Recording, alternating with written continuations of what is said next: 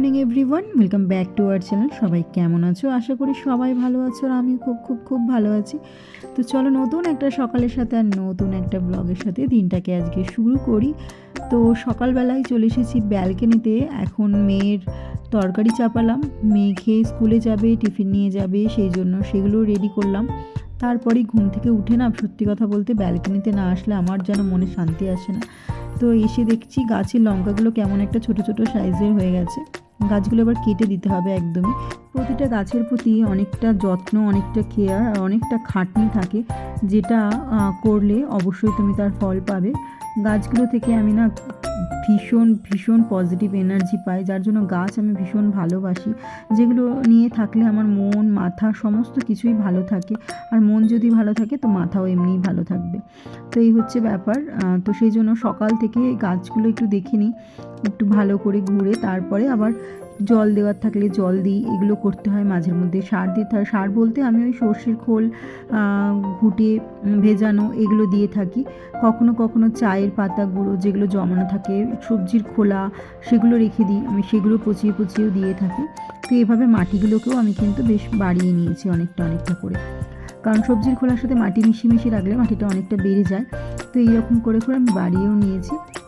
আর এই যে সারা বছর ধরে যে দানা থেকে চারা করা, তার মধ্যে ফলানো, এগুলো না করতে ভীষণ কষ্ট লাগে। সত্যি কথা, যেটা দেখতে খুবই সুন্দর লাগে কিন্তু এর পেছনে অনেকটা খাটনিও থাকে। আজকে রান্না হবে হচ্ছে করলা আলু দিয়ে টমেটো পেঁয়াজ দেবো, এখনও পেঁয়াজটা কাটা হয়নি। তো একটা মাখা শুকনো তরকারি। তো দেখতে পাচ্ছ আলুগুলো আজকে আমি একটু খোলা আর্ধেক করে রেখেছি। আর এখানে হবে কড়াইশুঁটি, বাঁধাকপি, আলু আর একটু গাজর দিয়ে ভাজা, এটা ভাজা হবে। আর এখানে হচ্ছে মূলো, গাজর, কড়াইশুঁটি, টমেটো দিয়ে এটা ডাল। আর এখানে পেঁয়াজ কলি, আলু আর টমেটো দিয়ে একটা মাছ দিয়ে তরকারি। তো আজকের হচ্ছে এই রান্না। তো এখন আমি এটাকে চাপিয়ে দেব। তো আগে আমি না বাঁধাকপিটাকে একটু ভাপিয়ে নেব, কারণ তাহলে না তাড়াতাড়ি ভাজা হয়ে যাবে। আর বাঁধাকপির জলটা বার করে দিলেও সমস্যা হবে না, কারণ থাইরয়েডের সমস্যা, তারপরে প্রেশার হাই, তারপরে সুগার, এগুলোতে না এগুলো খাওয়া যায় না বাঁধাকপি জাতীয় জিনিস। তো সেগুলো একটু জল বার করে দিলে আমার মনে হয় ভালো হয়। আর বরের যেহেতু হাই প্রেশার, কড়াইশুঁটিটাও খেতে পারবে না, খাওয়াটা ওর চলে না। তো সেই জন্য আর কি এটা আমি একটু জল বার করে দেবো সেদ্ধ করে, তারপরে এটাকে ভাজা করব। তাহলে তেলটাও অল্প লাগবে। তো এটাতে জিরে ফোড়ন দিয়ে একটু ভাজা করব। তো এই যে একটু জল দিয়ে দিলাম, একটু সামান্য জল দিতে, দেখতে পাচ্ছ এই যে অল্প জল দিলাম, 1 গ্লাস মতো। এই যে দেখতে পাচ্ছ এই গ্লাসটা, এই গ্লাসের 1 গ্লাস মতো দিয়েছি। তো এর মধ্যে দিয়ে দেবো সামান্য নুন। তো এই যে একটু নুন দিয়ে দিলাম, আর দিয়ে দিলাম হচ্ছে একটু হলুদ, হালকা মতন দিলাম, হলুদটা বেশি দিলাম না, কারণ একদম হলুদ ফ্যাটফ্যাটে হলে ভালো লাগে না। যেহেতু ভাপিয়ে নিচ্ছি সেহেতু পরে আর হলুদ আর নুনটা অ্যাড করবো না। তো সেই জন্য আর কি এখনই নুন আর হলুদটা আমি দিয়ে দিলাম, দিয়ে এটাকে একটু ঢাকা দিয়ে দেবো। এখানে আগে আমি এই যে গোটা টমেটোটা দিয়ে দিলাম, আর কিছু ধনেপাতা এই যে একটু গোটা এভাবেই দিলাম, যেহেতু এটা ঘেটেই যাবে। তারপর নামানোর সময় আবার একটু ধনেপাতা আমি অ্যাড করব। তো এই যে মূলো, গাজর আর কড়াইশুঁটি এগুলো সমস্ত আমি এর মধ্যে দিয়ে দিলাম। তারপরে ডালটা ধুয়ে আমি লাস্টে একদম ডালটা আবার দেবো। লাস্টে বলতে এটা ধুয়ে রাখার পরে ডালটাকে ধোবো, ধুয়ে তারপরে দেবো। এটা মুসুর ডাল দিয়েও করা যেতে পারে, আবার মুগের ডাল দিয়েও করা যেতে পারে। তো আমি করব আজকে মুগের ডাল দিয়ে। তো মুসুর ডালটা ঠিক সবসময় ভালো লাগে না খেতে, তো সেই জন্য। তো এখানে আমি দেখতে পাচ্ছ এই 1 বাটি ডাল নিয়ে নিলাম, বেশি ডাল দেবো না। তো সেই জন্য যেহেতু দেবো না বেশি, তো সে তো একদম মেপে নিলাম। না হলে তোমরা তোমাদের মতন যতটা দরকার ততটা দিতেই পারো। একবেলার মতনই ডাল করব, সেহেতু আমি অল্প একদম ডাল দিলাম, বেশি ডাল কিন্তু দিলাম না। তো এই ডালের যে জলটা দেখতে পাচ্ছি এটা কিন্তু আমি ফেলে দেব না, কারণ হচ্ছে এটাকে আমি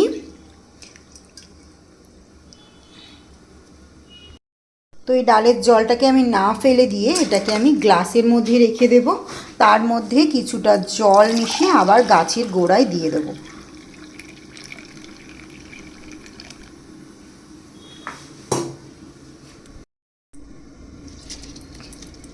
তো চলো ডালটাও দিয়ে দিলাম, এবার এর মাপে জলটা আমি দিয়ে দেব।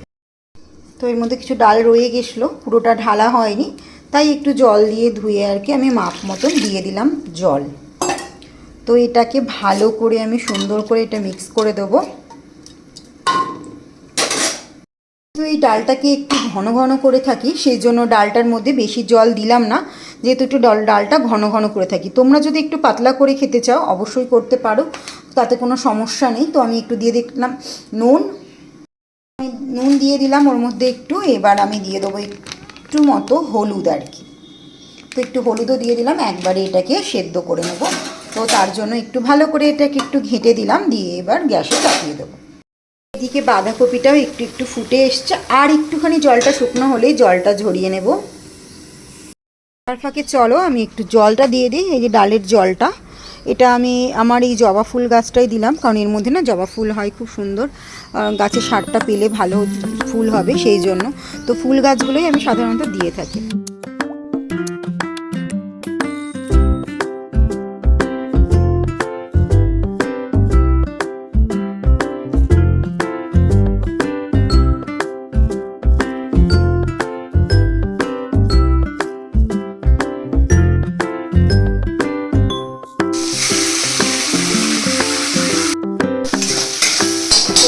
বাঁধাকপি ভাজা আমার হয়ে গেছে আর ডালও হয়ে গেছে।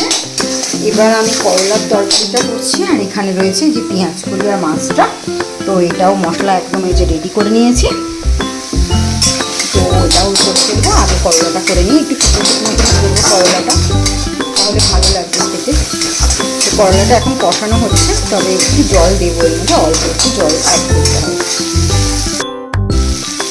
তো অনেকক্ষণ কষানো হলো, কষানোর পরে একটু জল দিয়ে দিলাম করলাটায়, করলা না সরি উচ্ছে তরকারি এটা। তো আজকে না করলাটা উচ্ছেগুলো না ভালো করে ভাজিনি, একটু কম কম ভেজেছি। ভালো করে ভাজলে কি হয় না, মানে আর কি তেতো ভাবটা চলে যায়, তখন খেতে আমার অতটা বেশি ভালো লাগে না, যতটা তেতো থাকলে ভালো লাগে। তো এই যে হয়ে গেল, এবার চাপিয়ে দিলাম, একটু গ্যাসটা একটু আস্তে করে দিলাম। তো ততক্ষণ ওটা একটু সেদ্ধ হোক, ততক্ষণ টমেটোটাকে গ্রেট করে নেবো, যেহেতু ওই পেঁয়াজ কলির তরকারিটা টমেটো দিতে হবে। তো এই যে টমেটো, এটাকে এখন দু আধখানা করবো আমি, তারপরে এটাকে গ্রেট করবো।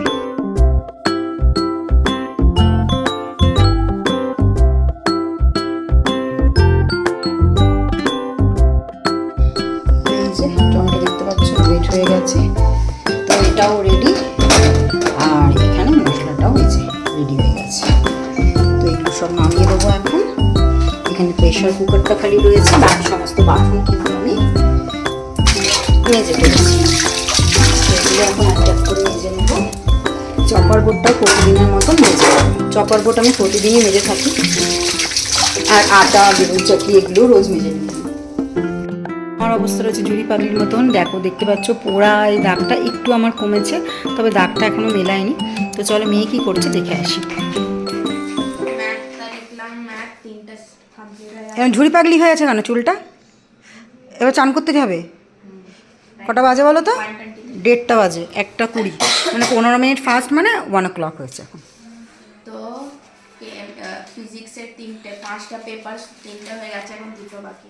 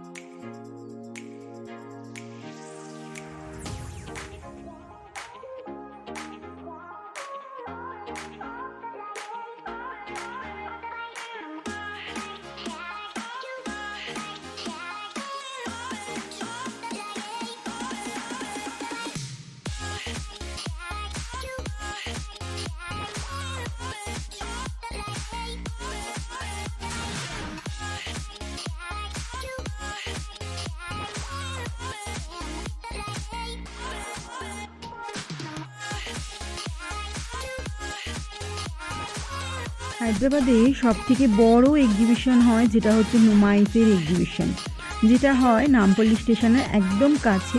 এটা একদম এক্সিবিশনটা গ্রাউন্ডটা হচ্ছে পটেল নগর, গোসামেল নর্থ এর পেছনে একটা কলেজও আছে, অনেকেই জানো আবার অনেকেই জানো না। যারা হায়দ্রাবাদে নতুন কিংবা যারা হায়দ্রাবাদের একটু আউটসাইডে থাকো তারা হয়তো অনেকেই জানো না, তাই তাদের জন্য অ্যাড্রেসটা বলা। যারা এখানকার তাদের জন্য আমি কিন্তু অ্যাড্রেসটা বললাম না, কারণ তারা সবাই জানো। তো সেই জন্য আর কি আমাকে ভালো করে অ্যাড্রেসটা বোঝাতে হলো। যারা আসতে চাও তারা আসতে পারো। ভীষণ সুন্দর এক্সিবিশন হয়, তবে এখন একটু একটু আলাদা আলাদা রকম হয়ে গেছে। আগে যেমন প্রচুর পরিমাণে জিনিস পাওয়া যেত, মানে নানান ধরনের জিনিস পাওয়া যেত।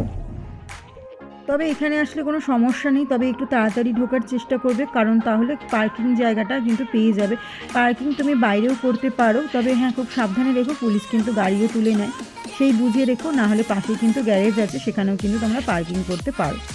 তো পার্কিংয়ের কোনো সমস্যা নেই, তবে হ্যাঁ ভীষণ পরিমাণে জ্যাম হয়, যেখানে মানে অসুবিধা হয় একটু পার্কিং করতে। তো এটাই আর কি বললাম। আর এখানে নানান রকম জিনিস পাওয়া যায়, যেমন জুতো থেকে জামা থেকে আরম্ভ করে হেয়ার ক্লিপ, কসমেটিক্স, নানান রকম ব্র্যান্ডেরও জামা কাপড় পাওয়া যায় এবং নানান রকম ব্র্যান্ডের জুতোও পাওয়া যায়।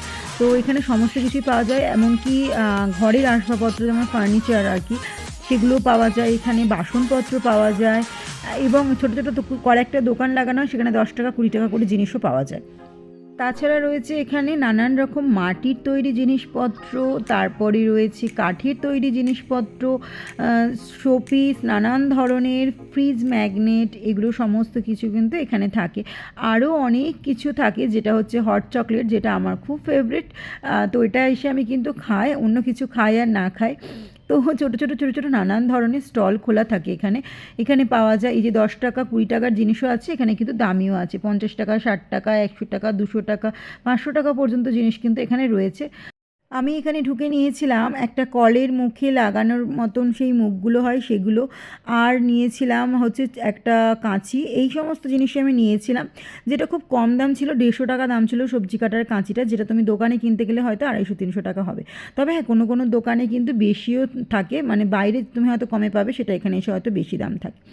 দেখতে পাচ্ছ ছোটো ছোটো অনেক জিনিসপত্র ছিল, যেগুলো 60 টাকা 70 টাকা এরকম দাম, যেগুলো তোমরা অনলাইনে অনেক দাম থাকে আর দোকানে গেলেও কিন্তু অনেক দাম থাকে, সেটা কিন্তু এখানে অনেকটা কম দাম ছিল।